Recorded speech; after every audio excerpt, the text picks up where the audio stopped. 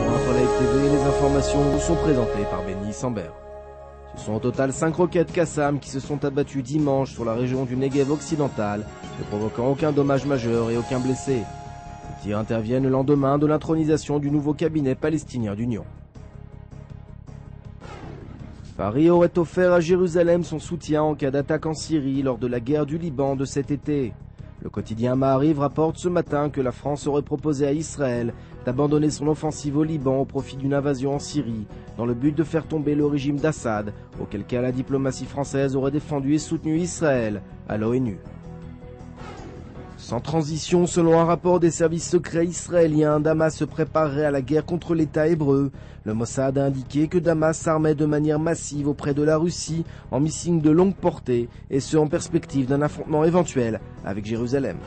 Suite à la levée du boycott européen sur l'autorité palestinienne, le ministère israélien des Affaires étrangères a annoncé qu'il se lance dans une gigantesque campagne d'information dans le monde dans le but de rallier l'ensemble de la communauté internationale à sa position.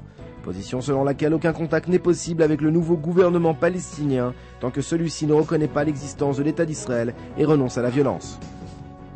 Selon les comités de résistance populaire responsables de l'enlèvement de Gilad Shalit en juin dernier, la libération du soldat israélien serait conditionnée par la libération du chef des Tanzim Marwan Barghouti.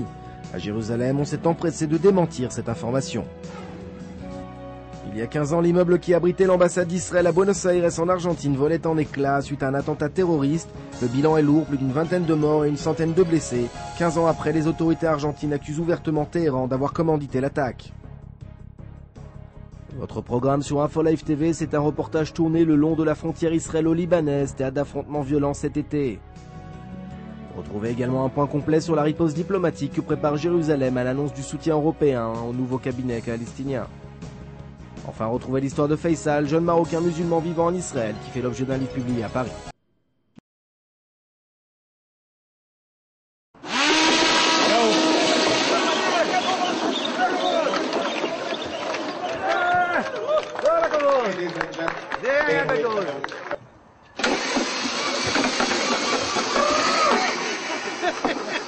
Okay, definitely.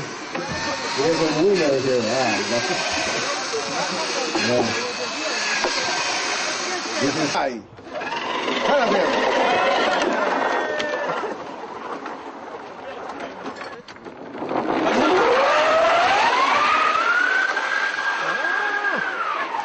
Chi.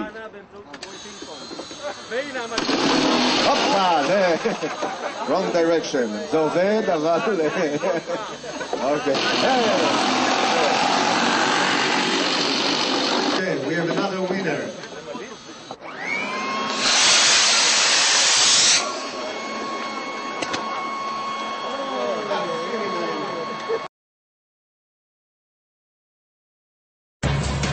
Aujourd'hui, le monde entier parle d'Israël. Mais qui parle d'Israël au monde entier, en temps réel, en 4 langues et en direct de Jérusalem? InfoLive.tv, la première chaîne de télévision internationale israélienne. 24 heures sur 24, 7 jours sur 7, suivez de l'intérieur l'actualité d'Israël et du Moyen-Orient. Des reportages, des interviews, un grand journal et des flash infos en images dès que l'actualité l'exige. InfoLive.tv, votre regard direct et vrai sur l'actualité d'Israël. Retrouvez InfoLive sur internet www.infolive.tv.